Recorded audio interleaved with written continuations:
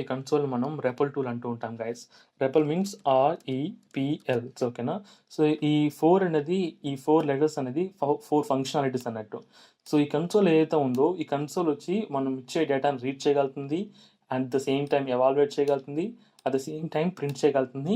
So L means multiple times మనం ఎన్నిసార్లు execute చేసినా మల్టిపుల్ టైమ్స్ మళ్ళీ ఆపరేషన్స్కి అలో చేస్తుంది అన్నట్టు. సో కైండ్ ఆఫ్ లూపింగ్ అన్నట్టు. ఓకేనా. సో ఇప్పుడు ఫస్ట్ నేను రీడ్ చేసేసి చూపిస్తాను చూడండి గైస్. ఇప్పుడు A = 10 అని ఇస్తున్నాను అన్నట్టు. ఓకేనా. సో 10 వచ్చిన తర్వాత మళ్ళీ నేను ఏం చేస్తున్నానంటే ప్రింట్ A అంటున్నాను.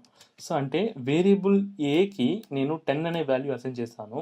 సో ఇది వచ్చి రీడ్ చేసుకుంది అన్నట్టు. ఇప్పుడు నేను ఎంటర్ చేసిన వెంటనే నాకు 10 ప్రింట్ అయింది. సో విచ్ మీన్స్ ఇది ఎలా నాకు ఏ వాల్యూ 10 అని ప్రింట్ అయింది. సో మనం ఇక్కడ అసైన్ చేసింది రీడ్ చేసుకున్నది అన్నట్టు.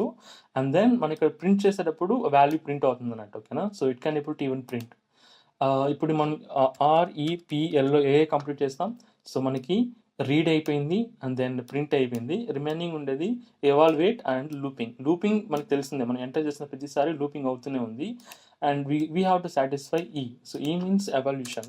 సో ఇక్కడ ఎలా ఎవాల్యుయేట్ చేస్తున్నారు చూడండి గైస్. ఇప్పుడు 10 = A. సో ఇప్పుడు A అనేది 10 కాదా అని చెక్ చేయాలనుకుంటున్నాను. If that is yes, it will print true. చూసారా, ట్రూ ప్రింట్ అయింది. లెట్స్ సే ఇప్పుడు నేను A అనేది 20 అని చెక్ చేయబోతున్నాను. డెఫినెట్గా కాదు. So it will print as false. ఓకేనా. So it can able to read, evaluate, print and again నేను ప్రతిసారి ప్రింట్ చేసిన వెంటనే మళ్ళీ లూపింగ్లో మళ్ళీ ఎడుతున్నట్టు for next operation. So that is called REPL tool.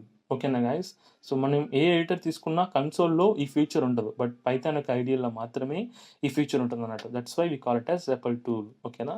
So మీకు ఆల్రెడీ ఇప్పుడు ఒక